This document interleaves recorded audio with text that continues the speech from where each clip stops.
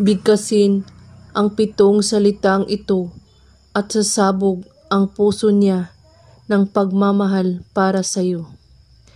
Ang simpleng love spell na ito ay sobrang epektibo. Basta't magamit mo ito ng tama.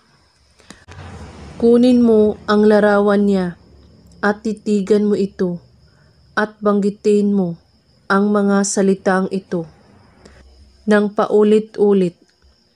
Tuton, idokto, tubrasik, martilon, zumday, patrais, berfanta. Ngayon, na matapos mo nang bigkasin ang mga makapangyarihang salitang ito, kailangan mo itong ulit-ulitin ng isa pang ulit. At paggising mo sa umaga, mararamdaman mo ang unti-unting gagana ang spell na ito. Gawin lang ito kahit anong oras at araw, basta't bago kayo matulog sa gabi.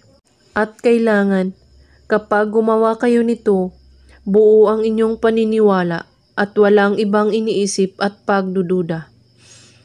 At kung may katanungan po kayo, ay magko-comment lang po sa baba.